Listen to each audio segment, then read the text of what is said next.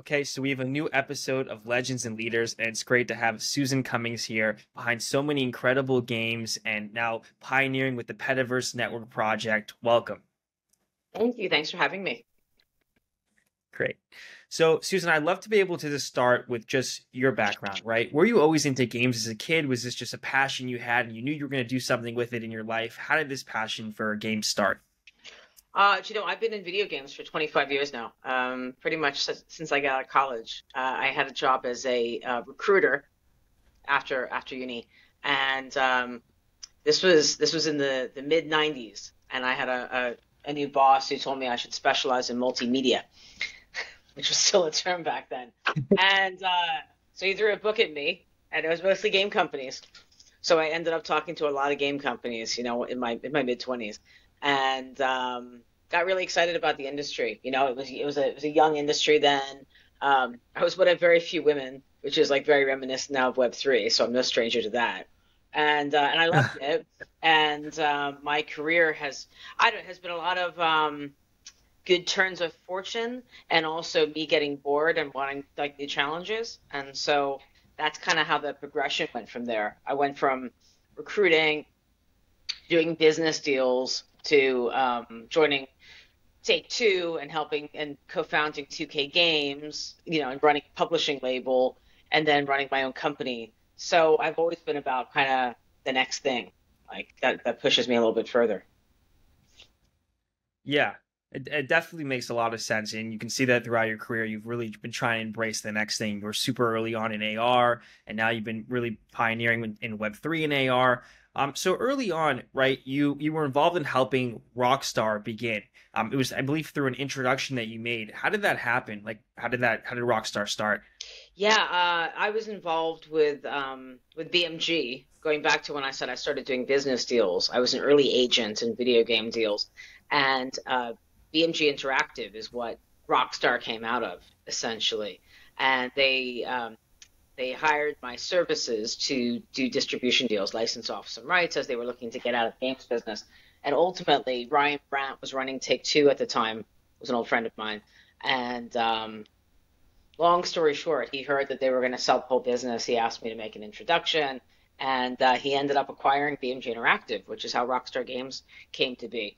Could have gone a very different way. A company called American Softworks was about to buy them. That company doesn't exist anymore, and obviously Rockstar went on to great things from there. So yeah, that's the sort of early Genesis story of Rockstar Games. Huh. And why did you see the need to launch 2K games, right? You ready? You're doing some other game stuff here. Why is 2K games needed? And like, what was the purpose of it? So I joined Take Two on the Rockstar side initially, my husband and I both, and at the time, uh, Take Two was just known for Grand Theft Auto, and that wasn't enough anymore for Wall Street. So we were being pushed to do new things, and Rockstar was always very driven by Sam Houser's creative vision and what the games he wanted to make, and taking the time that it takes to make those games. And so it wasn't enough, for a public company. And so we had a couple $100 million to go out, which was a lot back then, and Yeah. sign new projects. So 2K was more about finding the best game developers, with like new IP concepts, giving them the funding that they needed, and support that they needed to do brand new IP. And so that's what Bioshock came out of, and Borderlands, and so many other great games. Yeah. And how did the Bioshock deal or Borderlands deal, like how did both those deals originate in the beginning? Like how did you find the games and determine like, okay, these are ones we want to be able to sign and license and let's blow these up? Well, to take the second question first, it's very much an instinct-driven business, like any entertainment business, like music or film. Original IP. The whole point of it is it hasn't been like anything before, so you really have to be able to trust your instincts, and that's why you don't see a lot of these deals getting signed as often as they used to be, because now you have big business people running game companies who just want to point to P&Ls, and the whole point of original IP is you can't. You have to just know enough about games to trust your instincts. And in the case of Bioshock, I knew Ken Levine from before that. He came to us with Bioshock. He was talking to a lot of game publishers. We were the only ones willing to sign it. We signed it for Huh. a lot less than it originally ended up, than it ended up costing to make. And my take on Ken and Bioshock was he'd been waiting to make that game for years, an intellectual successor to System Shock. So I had no doubt in my mind he was going to make it work, whatever it took. And we were right. Um, Borderlands, Yeah. uh, they had done Brother in Arms was like Gearbox did before Borderlands, and we were excited by that, and so we approached them and said, "What do you want to do next?" And E3 2005 or something like that, Matt Anderson pitched us on Borderlands, which was called Pandora at the time, and another game that was going to be like a buddy cop Lethal Weapon project. So we ended up picking the Borderlands project, and yeah, signed that off the back of a verbal pitch at E3. Wow. Yeah, we did a lot of very ballsy deals back then. We paid 60 million dollars to pick up the distribution rights to Oblivion, which is the Morrowind game that came before Elder Scrolls and everything. 60 million. We made it back day one, and Day one. day one. That was Ryan's deal. It Wow. wasn't my deal. We all gave him a lot of crap over that deal, and it made it back day one. He was very shrewd, and then Civilization.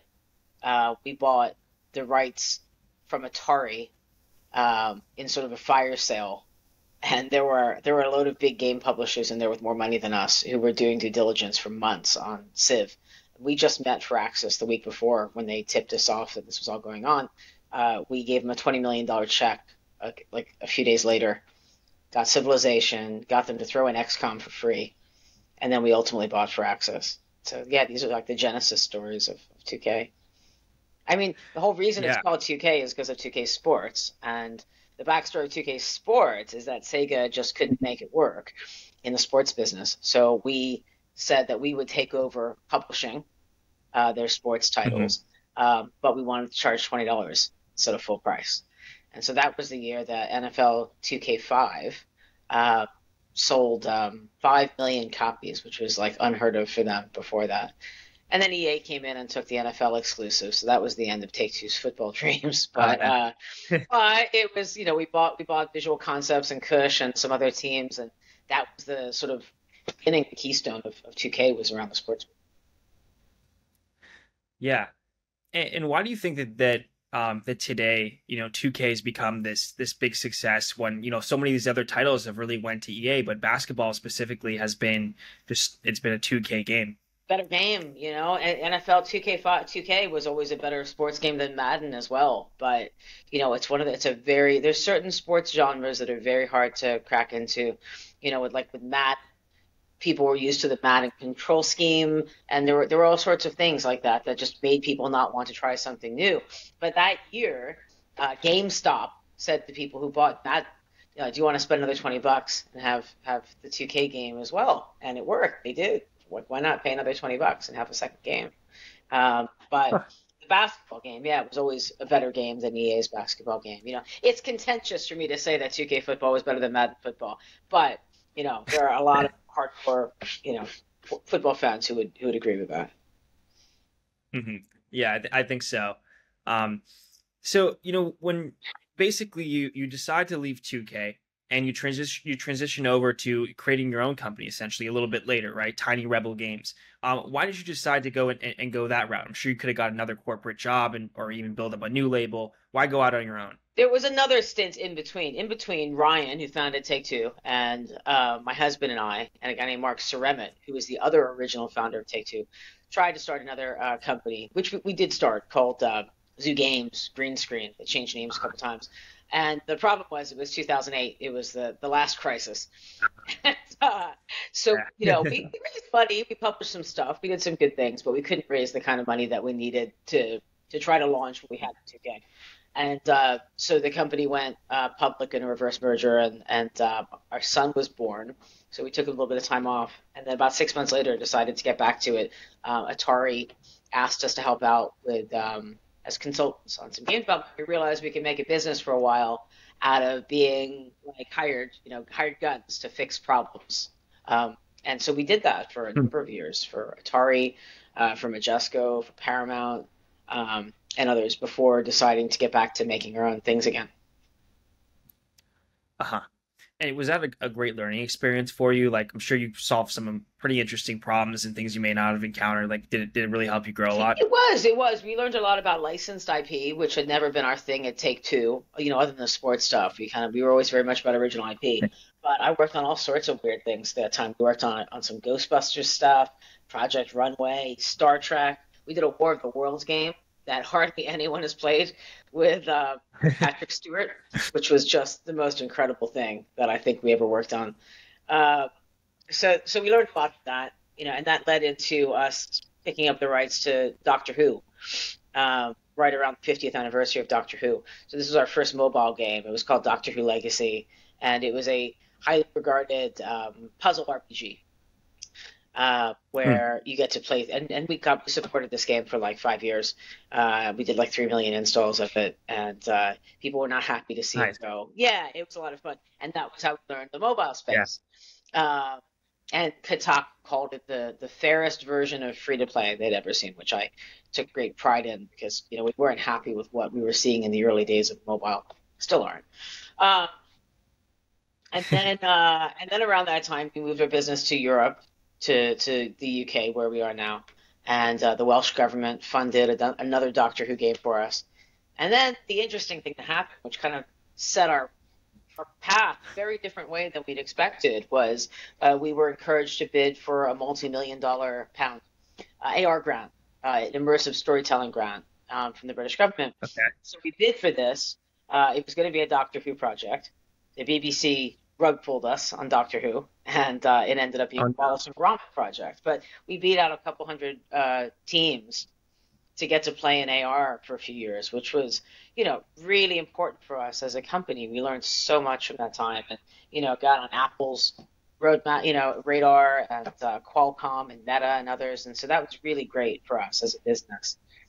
We came out of that with a couple of employees, and that was where we got to Petaverse, and that was like 2.5 years ago that we decided to finally get to the more ambitious bit for our company where we'd hire a team, a bigger team, and now we're like 25 people. Nice. So that basically, when you were launching Petaverse, that was like more of you just decided, okay, no, I'm gonna go create our own games and really our own IP as well. Like, why go out and you mentioned you licensed IP before? Why kind of create your own IP here? We've always preferred original IP. I mean, there's so much more value in building your own thing. And what we've done has the opportunity to work with branded IP, and we have a bunch of partnership deals that we're doing right now because of that.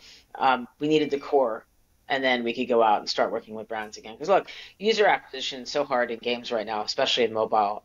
You have to think about other ways of collaborating, with other companies and other brands. Yeah, and you have this focus now on pets, and I think you mentioned that pets have been a major catalyst towards adopting new technologies. Like, how have they been like that, and how do you see that happening really here with AR and with Web3? Yeah, look, I think I like to call pets a global connector. It doesn't matter uh, what your economics are, where you live, whether you're male or female or anything, right? We all understand dogs and cats. It's about the only thing that Earth can agree on. And that's interesting, right? And so I think where it comes to new technologies, one of the reasons why you always see digital pets being so successful and early is it's something that we can bond with and understand. Um, Everybody. And so I think that's why that happens. And so yeah, that was a big reason for Petaverse. What we're building has really evolved and matured over the last 2.5 years. We went from early on just simply wanting to see a pet in AR in your space, and then we quickly realized that we wanted to be able to see your pet, anywhere you want to take it. And Hmm. we realized that a open standard data definition of what a pet is would allow that. And then we got into Web3 and we started thinking about digital ownership and the sort of object permanence that blockchain provides. And then we realized that, the NFT space is a bit of a toxic cesspool right now. And it was becoming uh, the scarlet letter on our chest that we were doing NFTs. And so then we realized that most of what we're doing is actually the core of it is the pet. It's less about making it permanent. That's the next step. It's more about how do I bring a digital pet to life meaningfully? How do I give it autonomy? How does it have life of its own? Like every digital pet up until now only exists because we let them exist. When you engage with your Tamagotchi, it comes to life, tells you what it needs. But they don't have a life of their own. They're not off doing other things the same way a real pet would. And so that's what we're pushing towards right now is how do we meaningfully bring this pet to life, and how do we take the typical Tamagotchi experience, which has always been confined to one experience, and how do we let you bring it everywhere you want to go? And so really it becomes a state and event system that we've built. The layer on top of that is, don't you want to make sure that you always have this, in which case you have the opportunity to mint it. But what's really changed for us over the last few months is the realization that Web3 hasn't proven itself yet, and that's on us as an industry to fix. You can lead someone to water willingly, or you can drown them in it. And there's been a lot of trying to drown people, and there aren't many people left to, because they're always drowned. So now we're like, how do we educate? And so our company right now is about education and about showing real value in use case in what we've built. Yeah, and you have a focus on this being a network, right? So how is like a network important to really scaling out Petaverse and what you're building, but also to Web3 in general? Like, why is network important? The network is important, not even just to Web3, but also to Web2. It's important because we really truly believe in collaboration, and we believe that if you really want to bring your digital pet with you wherever you want to go, that's bigger than us as a company. That requires an open source, open standard sort of focus. Like, we think that the future of digital pets is a pretty audacious goal, and we can't possibly cover all pets either. So we need people to help us build, right? We need people to help us build experiences. So we've built and delivered so many features already. We've built AR integration, VR integration, streaming integration, so you can have your pet with you on your video calls, ChatGPT integration. We built so many things, but we can't build everything. And so we plan to open access to what we built, to our model and rig and animation, so that people can bring these pets literally, wherever they want to go. We think that that's really important. And then, why I said also for Web 2 is that there are so many companies out there trying to show their relevance to their customers as brands, in terms of technology, that they're fresh, that they're with it, and that they're embracing these new things. So what we built is the perfect onboarding for a brand and for a consumer who wants to show off the thing that they love. Yeah. So by that, I think we're going to launch the ability to create branded Petaverse pets. And so that's going to be an onboard for brands into the digital metaverse. Yeah. How do you think brands like Petco are going to have a digital pet presence? I think they have to. I think they have to. I think that we're going to see the digital space becoming, a huge business to support, just like the physical pet business is nearly $200 billion going back to because we all have pets. And digital pets are going to go down the same routes. Like, do you need someone to pet sit, grooming, breeding, like all the trappings of our physical pet world? A lot of them are going to replicate themselves digitally. And if the digital pet market starts to cut in to the physical pet market, then from a growth standpoint, they're all going to have to get into, and they are. They all seem to have metaverse groups and metaverse strategies and technology strategies. Because look, there are people who can't afford a pet, who have allergies, who don't have the space or don't have the time. And so I think that, with the coming AR glasses, Apple with the Vision Pro, Qualcomm and Meta, strides made there, I think that digital pets can become a viable alternative to physical pets. Mm-hmm. Do you think that the Vision Pro is really what do you think that that's the future of how, of AR? Like, that's the best product that, we're likely going to see for a bit, and really that's going to pioneer a whole new interaction of digital options. Like, you think the Vision Pro is the ideal route? Like, do you think Meta's approach is a bit better?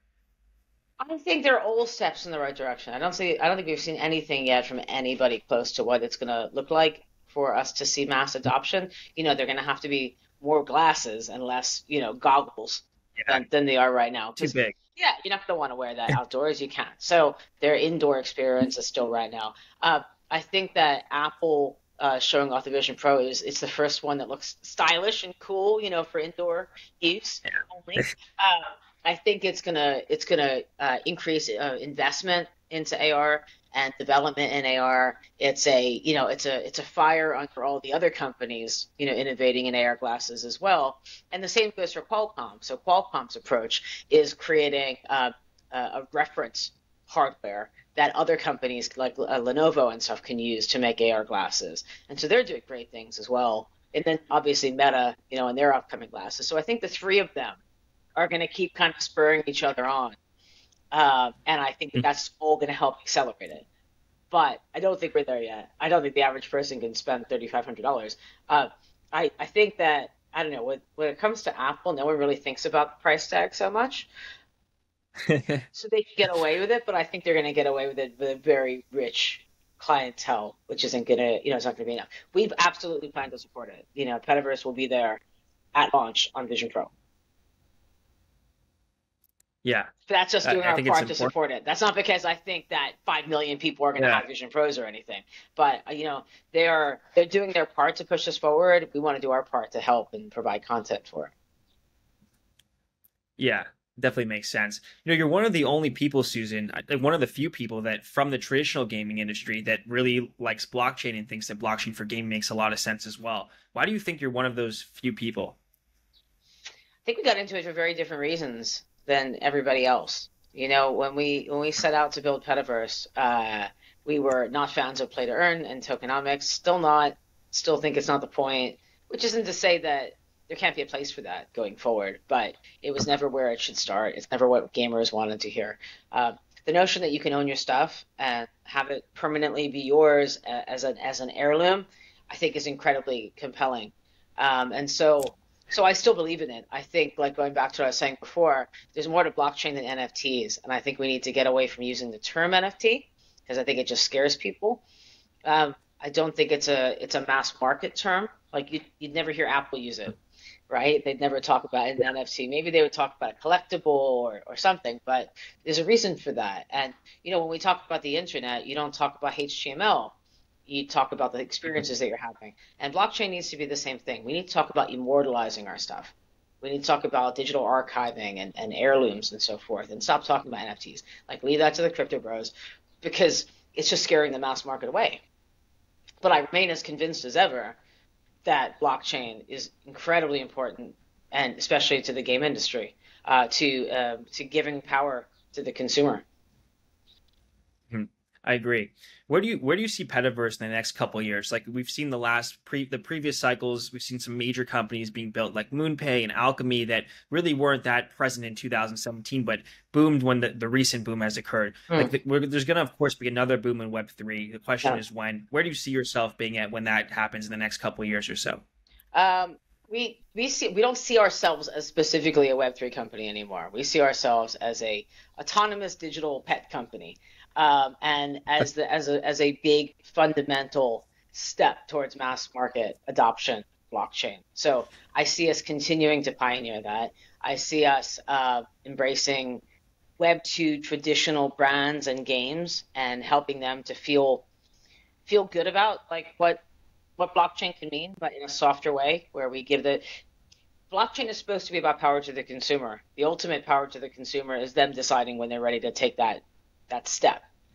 And so that's Mhm. what we would like to pioneer is on the one hand is what we are creating with digital pets, which we consider the fourth generation. So we need to make that work.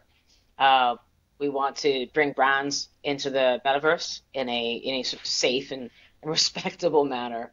And I would really love to see this being the first reason why people are like, okay, maybe I do want to get that. Maybe I do want to immortalize that thing. So basically Yeah. there and continuing to launch more content and launch more types of pets. And I think sounds like a great plan. Well, look, Susan, it's been good having you here. I Thank you, appreciate you Ben. coming on. Pleasure. And I wish you most success in what you're doing now for mass adoption and with this digital pet world that you're essentially creating. I hope it really works out. Thank you, Ben.